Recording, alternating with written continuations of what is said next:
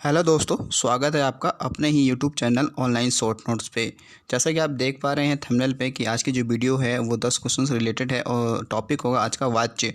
तो आपको आज वाच्य के बारे में पढ़ना है और इस वीडियो को आप अंत तक देखिएगा। चलिए ये देखते हैं आज का पहला क्वेश्चन। आज का पहला क्वेश्चन कह रहा है कि अध्यापक के द्वारा बच्चों को पढ़ाया गया इस वाक्य में कौन सा वाच्य है। 4 ऑप्शन है, भाववाच्य, कृतिवाच्य, क्रमवाच्य या उपरोक्त सभी। जो इसमें सही उत्तर हो जाएगा आपका वो ऑप्शन नंबर आपका सी सही हो जाएगा, क्रमवाच्य। क्या क्रमवाच्य? देखिए यहाँ पर एक शब्द पहले समझ लेते हैं। देखिए कहीं भी अगर एक वाक्य लिखा हो तो जो मान लो यहाँ पे एक वाक्य मैंने लिखा, यहाँ पे लिखा कि राधा चाय पीती है, ये हमने एक वाक्य लिखा। तो देखिए इसमें क्या क्या हो सकता है।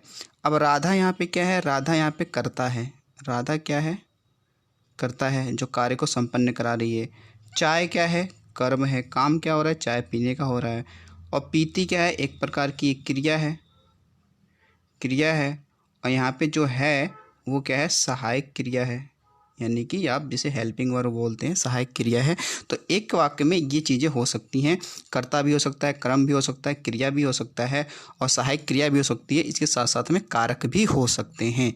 ठीक, देखिए यहाँ पर अगर जो ये अगर कर्म ना होता तो ये कैसा वाक्य होता, अगर ये कर्म ना होता तो कैसा वाक्य होता, तो ये आपका कैसा होता, कृत्यवाच्य तो होता ही होता, लेकिन ये अकर्मक होता। कैसी क्रिया होती, अकर्मक होती, यानी जिसमें कर्म ना होगा वो कैसा होगा, अकर्मक होगा, और जिसमें अगर कर्म हो वो सकर्मक होगा।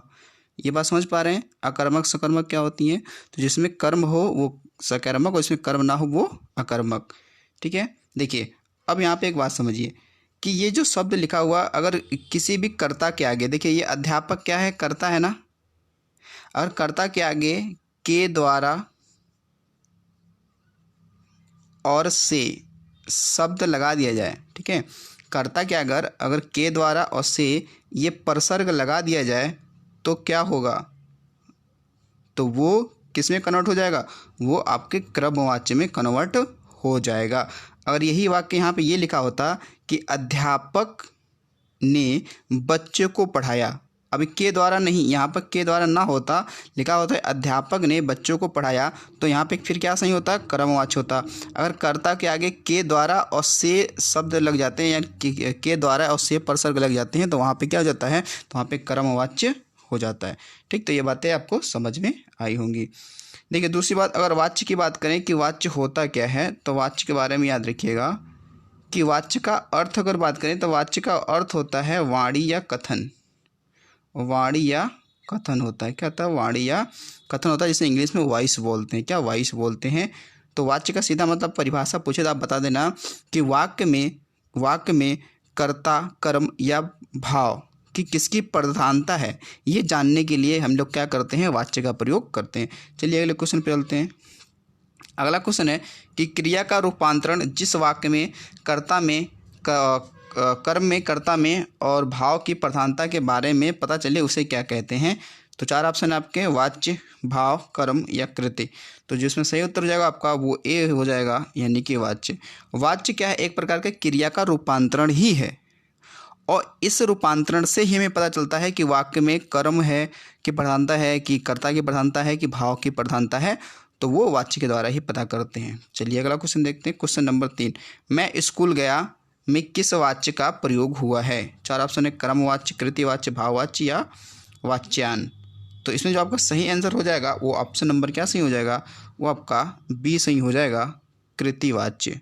तो यहाँ पे जो मैं है ना कि मैं स्कूल गया, तो इसमें कार्य किसने संपन्न कराया, तो मैं, तो इसलिए क्या हो जाएगा यहाँ पे कृतिवाच्य हो जाएगा, यानी कि कर्मवाच्य नहीं होगा, क्या होगा, कृतिवाच्य हो जाएगा। यहाँ पे कर्ता की प्रधानता है, क्या, कर्ता की प्रधानता है। जैसे आप यहाँ पे क्वेश्चन करिए, एक क्रिया है ना गया, तो इससे क्वेश्चन करिए कि कौन गया, तो उसमें पता चलेगा कि मैं, तो इसमें प्रधानता किसकी आ रही है, मैं की, तो इसलिए यहाँ पे क्या हो जाएगा, यहाँ पे आपका कृतिवाच्य हो जाएगा। चलिए अगला क्वेश्चन देखते हैं।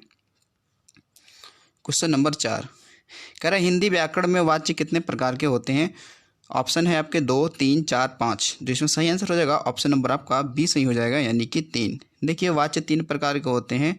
कितने, 3 प्रकार के होते हैं आपको पता है। एक तो होगा कृत्यवाच्य, एक कर्मवाच्य और एक भाववाच्य।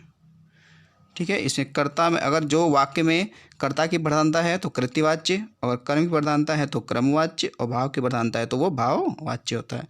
चलिए क्वेश्चन नंबर 5 कह रहा है कि निम्न में कौन वाच्य का प्रकार नहीं है। तो 4 ऑप्शन है, कर्मणीय वाच्य, कृत्यवाच्य, क्रमवाच्य, भाववाच्य। तो इसमें सही आंसर हो जाएगा वो ऑप्शन नंबर आपका ए सही हो जाएगा, कर्मणीय वाच्य। ठीक है, ये नहीं है। आपको अभी मैंने बताया कि वाच्य 3 प्रकार के है ना, ये तो यही वो 3 प्रकार हैं, ये नहीं है। और आपसे क्वेश्चन अगर ये पूछ लेता कि वाच्य के प्रयोग कितने हैं, तो वाच्य के प्रयोग पूछा जाए तो यहाँ पे आपके वाच्य के प्रयोग 3 हैं, जिसमें से एक ये भी है, कर्मणीय प्रयोग, कर्तरी प्रयोग और भावे प्रयोग। ठीक है, तो आगे इनके आगे प्रयोग लिख देंगे। तो बस ये हो जाएगा कि वाच्य के कितने प्रयोग हैं, तो वाच्य के 3 प्रयोग हैं। कौन कौन से? तो कर्मणीय प्रयोग, कर्तरी प्रयोग और भावे प्रयोग। चलिए अगला क्वेश्चन देखते हैं, क्वेश्चन नंबर 6।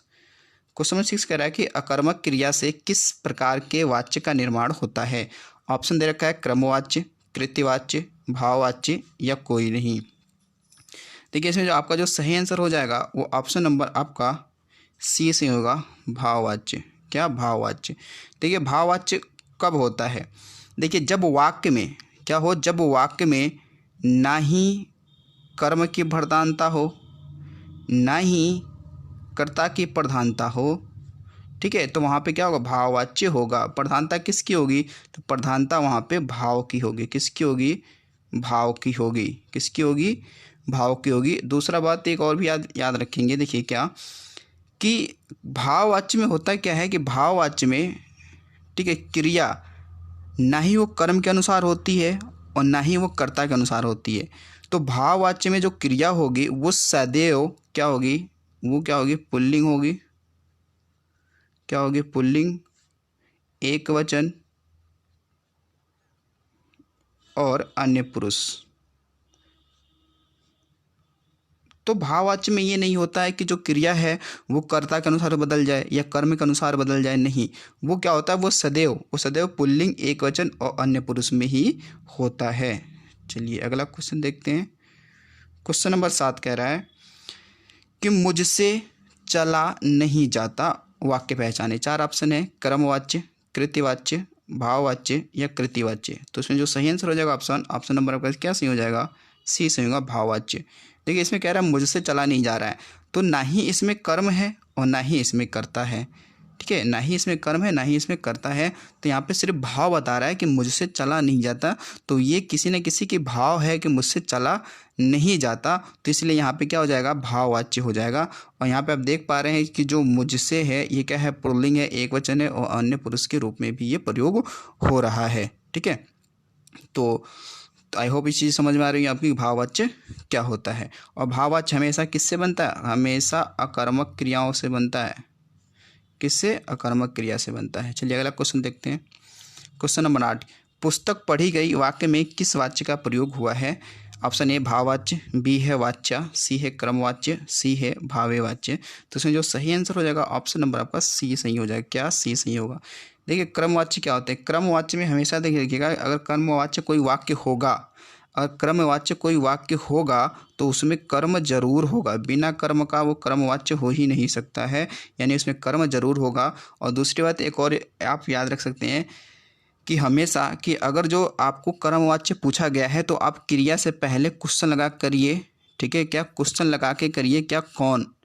अगर आंसर मिल रहा है, जैसे हमने कहा कि पुस्तक, जैसे लिखा है पुस्तक पढ़ी गई, तो हमने अगर यहाँ पे क्वेश्चन लगाया कि पुस्तक किसने पढ़ा।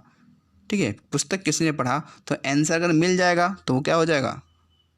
तो वहाँ पे कृत्यवाच्य हो जाएगा। आंसर नहीं मिला तो वहाँ पे कर्मवाच्य हो जाएगा। ठीक है, तो यहाँ पर आप करेंगे पुस्तक कौन पढ़ा है, तो आपको आंसर नहीं मिला किसने पढ़ा, लेकिन किसी ने पढ़ा जरूर है, लेकिन ये नहीं पता चला कि किसने पढ़ा है। तो यहाँ पे कर्म की प्रधानता है, तो इसलिए क्या हो जाएगा? यहाँ पे कर्मवाच्य हो जाएगा।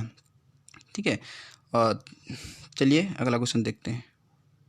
क्वेश्चन नंबर 9, अकर्मक और सकर्मक दोनों क्रिया से किस वाच्य का उपयोग होता है।